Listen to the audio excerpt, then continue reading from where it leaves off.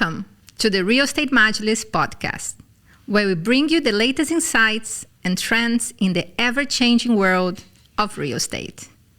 Whether you're a seasoned investor, a first-time buyer, or simply interested in the world of property, our podcast is designed to provide you with valuable information and expert advice. From discussing the latest market trends and investment strategies to exploring innovative technologies and design trends, myself, Dr. Mahmoud Alburai, and my co-host, Cecilia Reinaldo, will share our knowledge and expertise to help you make an informed decision in the real estate industry. So please sit back, relax, and join us as we explore the fascinating world of real estate on our podcast. This episode is powered by ThinkProp, the leading Abu Dhabi-based real estate training institute.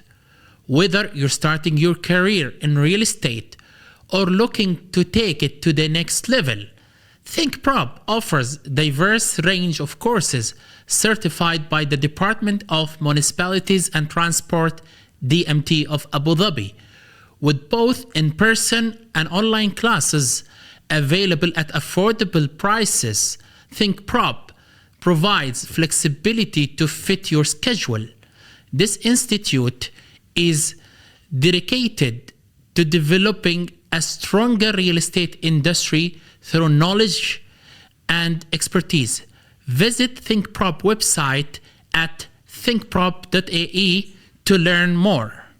So I can't believe today is our first episode of the Real Estate Majlis podcast. Are you excited, Mahmoud? Well, amazing. You know, we were talking about this for a while because we both share love for helping people. So we always see our colleagues and friends struggling with some decisions in real estate.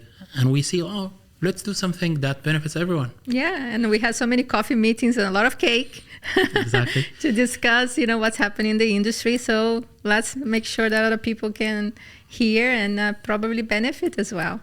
Exactly. Especially nowadays, Cecilia, don't you agree where the market is too hot and everyone is really excited about how we recovered fast from COVID and things really now are so nice and so positive? It's incredible, actually. I mean, when you think about what happened post-COVID, how the government managed COVID compared to other countries, I think there was really an eye-opener for a lot of international investors. And the UAE now consolidated its mark, really, in the international scene. So there are so many reasons why the UAE now represents not just a steady, but, a comfortable place to live. I think recently there was a article saying that by probably the 6th or 7th time the year was voted the safest place in the world. I think Abu Dhabi was ranked number 1. I mean, this is worth every money, right? There's no point if you have wealth and you have to worry about crime, you have to worry about your family. So I think this is probably one of the biggest reasons that people are moving here. And I've been here for 20 years now, and I remember sitting with friends where they would come to the UAE and they would stay for a period of time and they want to come back home. Now the conversation is different. People want to stay long term. What do you think? Yeah, I think a lot of people actually, when you ask them, what is home for you? Actually, UAE in Dubai became a home for 217 nationalities. And 217? Exactly. Wow. And this is in the system of the government, 217 nationalities. If you go to the UN system, you find 194 countries recognized by the UN, whereas we have even more people from different nationalities who are living here. And I still remember 2008 when everyone was saying this is bubble and bubble is bursting and so on. And His Highness Sheikh Mohammed bin Rashid at that time said, we're building a country, we're building a location that will be the best on earth for living. And nowadays, we see the quality even of people moving to the UAE are long-term investors, end users. It's not speculators. It's not people who come in and leave within a week or a month and look for quick gain. Just want to flip the property and get out. Yep. And that's good, the news for the industry, that this market is more sustainable, more stable than any time before. But people always say, why UAE at this point of time? I think the way that the government handled COVID Absolutely. was a history and actually made a big difference. And the ethics of care and the leadership of care. I remember Sheikh Mohammed bin Zayed, the president of the country, the first word he said and the first sentence he said, "Don't worry, لا تشيلون هم. We'll take care of everyone. And everyone is living in this country we will take care of." So this actually created a lot of trust for people and businesses. Absolutely, yeah. Businesses is another major point, right? We do have the introduction, we did have early this year of corporate tax, but it's nominal. And at the same time, you have obviously VAT as a service tax, but in general, you don't have a lot of taxes that other countries would have. The easy to do business setup business is amazing. You're 100% foreign ownership now, pretty much across all mainland as well. So, a lot of people are migrating the business, and then you have the whole golden visa and the visa aspect that has also allowed people to take a long-term view. So the gold visa and the visa has evolved to, from 2 years now to 5 to 10, and obviously this is giving people a lot of confidence. Well, actually, the innovation in policy making itself was very clear in COVID. So as you said, the residency now with real estate investment, you can get 3 or 5 or even 10 years of residency. So that's actually created a lot of interest from foreign investors. It's not just owning a piece of Dubai and Abu Dhabi, but also you can be a normal resident with a bank account. You can take your kids to school. You can take care of, you live a very happy life here. Plus the licensing itself and the law that says that foreigners can own 100%. No need for a GCC sponsor for you. So all these changes actually made this real estate investment and even renting as a different experience. People now having a more of relaxed, kind of approach to investment, because if they buy, they will have residency. They can look for a job, or they can have their own jobs. They can create their own business without a need to have a sponsor. And the visa related to real estate, remind me, is based on a certain value of equity you have on the property, yes, right? Yes. So there are different values and different terms that the visa will be associated. Yes, I think the minimum, as far as I know, 750,000 dirham of investment in any real estate will get you a 3 years visa. Yes. And if you want the 10 years, then we're talking about 2 million 2 million, dirhams. yeah. And this is just Dubai or in Abu Dhabi as well? In the whole UAE, this is a federal law. Okay. So now in Abu Dhabi, Dubai are very active, because we see, mashallah, last year we have 500 billion dirhams of transactions only in Dubai. Yeah. And almost 100 billion in Abu Dhabi. So what we're talking about is really remarkable numbers. And this definitely golden visa was a key in this. A lot of people actually, I saw some numbers recently saying that 40% of investors are non-residents. So that gives them an opportunity to become residents. And actually, this has been a trend for a while, right? I think every time I would see reports where, what are the top nationalities investing, we always maintain this 50% of non-residents, which eventually they become residents by acquiring visas and setting up and all the flexibility and so on. So there are many aspects why, we talk about the post-COVID, but I think there's another shift that I have noticed over the last 20 years, which is the universities and the studying. A lot of people in the past would say, yes, I'm living here, but my kids are studying here, but when they finish school, I want them to go abroad to study. I'm seeing a big shift on this. People saying, we don't want to send them anymore. We have world-class institutions, universities. You got Sorbonne, NYU in Abu Dhabi, in Dubai as well. There's new brands of well-known colleges. So what do you think about that? Well, as a professor, you also you're also teaching one of them. So I teach at the American University in Dubai. Actually, it's the same university that I went for my bachelor. So the quality of education we have in the UAE is one of the top. And the reason for that is that especially the business students and engineering students, they get opportunities to see things on ground. So we have this practice where we have the academia and the industry working hand in hand. So our business students, the day they graduate, they are ready to work. They're ready in terms of skills, in terms of internship, in terms of interaction with industry. So a lot of people actually, and I'm teaching students from all over. Like I have students from the US, from UK, from Europe, from Asia, from the Arab region. They're leaving their home, coming here, because they say it's not about the education. It's also about the job. We know that Dubai and Abu Dhabi, you can find a job easily. So now, quality of life, when we talk about it, it's not just about home. It's about the education. It's about health. It's about Absolutely. the safety. You mentioned safety actually. Nowadays, in such hot global politics, safety is a commodity Number that one. you cannot price. No price. Yeah, no price for safety. And a lot of people, if you read the news, we see some people recently came to Dubai and UAE, and they say reason number one was safety. So, alhamdulillah, we hope that safety and peace continue to be one of the pillars of this country. And I want to, as we're talking about booming market, we have to talk about prices, right? Yeah. Prices continue to go up, perhaps making people a little bit uncomfortable, especially at the top end of the market, the luxury market, seeing transactions never witnessed before.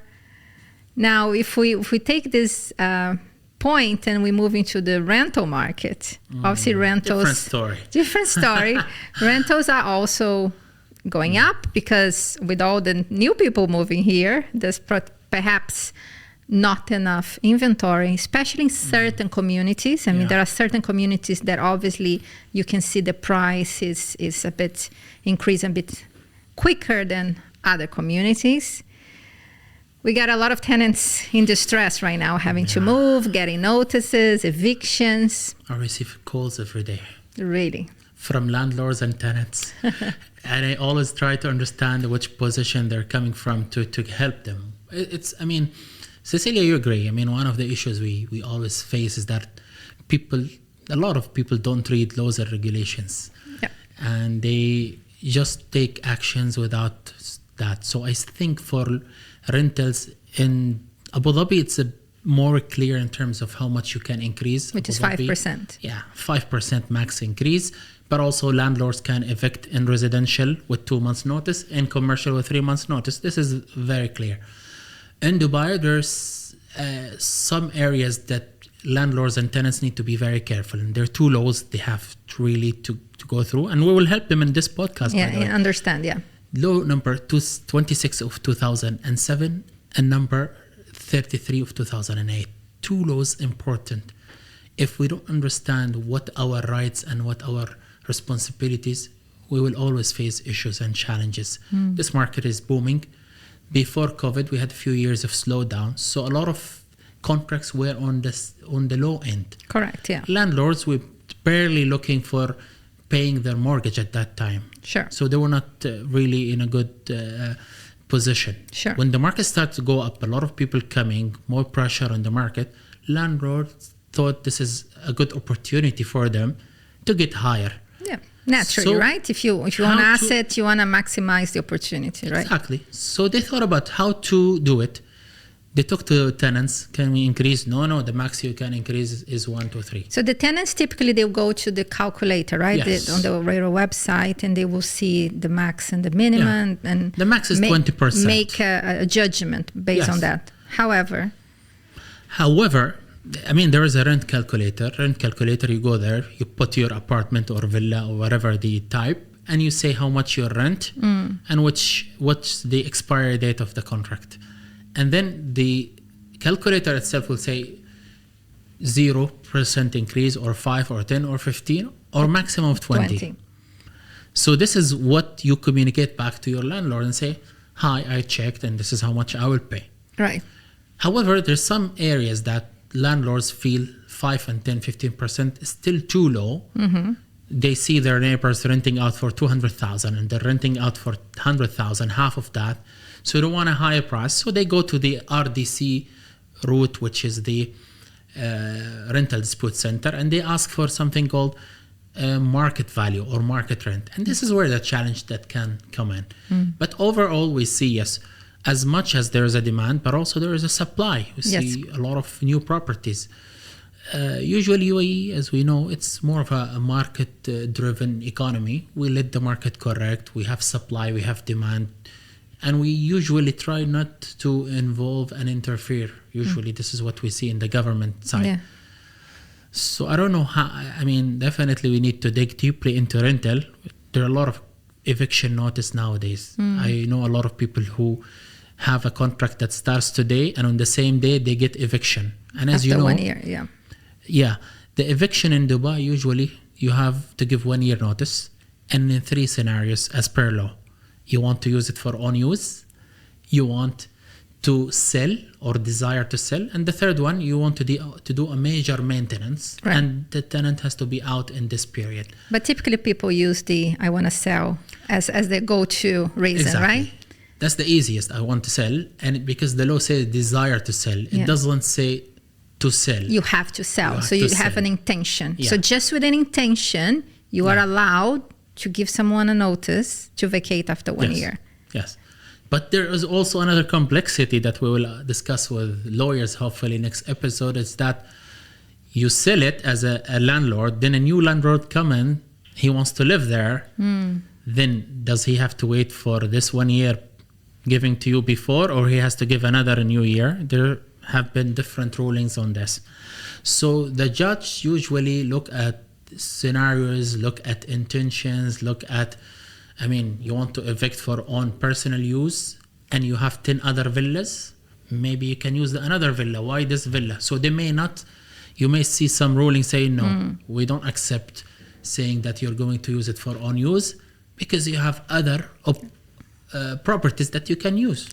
That is very interesting because that opens a different level of fact finding. So it's not so black and white, and people, if they feel there are laws both ways, they can go and use the system to rule fairly on their benefit. That's super interesting. But I want to challenge things, and I want your opinion. Okay. I always tell my friends, I met a lot of expats, and I always ask them, how long have you been here? 20, 30 years. Tenant or landlord? Tenant. Why? Oh, because every year we say this is maybe our last year, and then it's 20 That's years. so true. If you do calculations, it makes no sense. You should buy. You should buy. 100%, yeah. And by the way, if you look at Abu Dhabi and Dubai, the affordable segment, the prices did not grow as much as the luxury. The luxury went very high, but you still find... Because there's not many, so it's. And developers were very generous, to tell you the truth, in terms of payment plan for 5 years and 10 years, even without banking system. So I think it's a good time for tenants who are sure about their sustainability and they're going to be for a long time here to rethink their decision, calculate it. Does it make more sense to be a tenant? Absolutely. And move all the time, an eviction from here to there, move your kids from this school to that school, from this place to that place. And the time and the effort and the money, actually, it's not simple. Emotional stress. I think that's something that a lot of people really need to think about from the beginning. So we definitely need to do an episode just on mortgages and get the calculations clear, understand what the fees that are associated, so people feel maybe more comfortable to take the first step. Because you're right, obviously everybody has his own circumstance, but if you're living here for 20 years, you should be owning your property by now. Yeah. Because you're paying somebody else's mortgage, you should be paying yours. I always have interesting talks with different nationalities, but what interests me when I speak to Chinese, they think rent is a waste of money, as if you're throwing your money on nowhere. So I agree. They think, rent is a wasted money. No, if I buy something, I pay a little bit extra on the top of rent, but I own it, especially if it's a good time to buy. Yeah. And then even if you have to leave this country, you still can lease it out to someone. Keep it on rent. You don't have to sell it. Yeah. Keep it for your kids. No, I agree. So I always advocate for that. Actually, I like people who think about their future in a more of long term rather than. I mean, yes, we always worry about jobs and worry about stuff. Of course, security. Yeah, but at the same time, when there is a crisis, it's the best time to buy. People say, oh, there's a crisis. No, the market is bad. No, actually, it's good for you to buy. Maybe bad for sellers. So I always say, sell when everyone buy and buy when everyone sells. The old saying, Mr. Warren Buffett. Yeah. For sure. So that brings me to another point, which is recently the Land Department has announced the implementation of QR codes for listings. Yeah. Now, this is very close to my heart because I am sure people are sick and tired to go online, go to portals or, websites, find what they think to be the best property available, and get on the call, and the property is gone. It just got rented 5 minutes ago. There's always a story behind each and every listing. And even though there's a lot of effort, with good intention, from the portals to make the listings verified and in different, different words they use to, provide the consumer the idea that, wow, that listing is the real, unique and true listing. How the QR code is going to resolve this problem? Good question. We hope that it will, actually. If we just take one step backward and think about our buying behavior. Nowadays, the first thing we do when we want to buy something, we go to online and we check on prices, right? Yeah. Because that gives you an indication. And in fact, funny fact, I was reading the other day, NAR, which is the National Association of Realtors, they basically say that a buyer, before they actually get in touch with the broker, they take 2 weeks of researching. 2 weeks, exactly. Right? Which is natural. Brings us back to the question is that the knowledge and the transparency now, it's important because customers, they go there and they say, okay, I want to buy a property in this place. What is the minimum? Yes. And you will be shocked, and we still see it, that the average is 1 million, and there's few brokers who are advertising at 700 or 600. The bad thing about it, it gives a bad indication about the market. Yeah. It also confuses the landlord, the seller and buyers. Yeah. The seller, he wants to sell, but someone will say, oh, but actually it's listed somewhere 700. Exactly, yeah. So the idea of dealing with fake listing have been actually, I know the government here in Dubai and Abu Dhabi have been working very hard on making sure we don't have any of these fake listings. So there have been a lot of measures. I mean, Dubai recently also said one property maximum to be listed by 3 brokers. We've seen properties listed by 200 brokers, the same property, which is not good. And you see 20 times the property online, Exactly. It's like, what's the point? And the second thing now with the QR code, what's a good thing about it is that customer will go and scan it. It will give him what DLD has information. DLD will tell you that this property it's a flat or apartment in that tower. Right. Although maybe some brokers used before to take this permission number on a apartment and use it for villa, for land. No, now it tells you this is what it's unique. Permission, unique. This is how much is the listing. This is the broker who was giving the green light to list it from the owner. Okay. So also validate the broker. Yes. Okay. Based on Form A. Right. Now we have in Dubai Form A. Yeah. B, the listing, the agreement where the seller gives the broker the authority to market the property. Which is now everything is linked. The forms are linked to the QR. Okay. And also the government asked the portals to have report and a listing, any listing that you as an investor or as someone who is looking into portals see that there is something wrong about it, you can report it. Right. So the whole idea is we want to make sure that the stock on these portals will be the real stock, not inflated stock, not one property listed by 300 people. And you will see, oh, there's so much supply. Actually, it's just 1 or 2 properties, but the way that they are advertised, it looks like 300 properties. So it will give a good indication on prices, on supply. It will make the life of seller and buyers easier for negotiation instead of giving wrong information about the market. And for brokers is also good because, we are in a market that again, there's an unprecedented numbers of real estate brokers registered throughout. I am not sure if all of them are able to deliver, the best service, or people just riding on the wave of the market demand. So this will definitely help for the ones who are really focused on delivering, best customer experience, and they're working hard, following the right processes, and and we'll definitely separate the ones that are just here for the short term. As you know, the numbers we see is above 14,000 agents and just companies, right? Registered companies. Just talking about individual brokers, which is a big number. There are a lot of competition, but also there are so many opportunities. Yes. We always say ethics is a long-term competitive advantage. And a lot of brokers and companies know that they're not here for short-term. So the long-term means that we have to be transparent, we have to be professional, ethical, and also because they are the ambassadors of our market. And they give the first impression.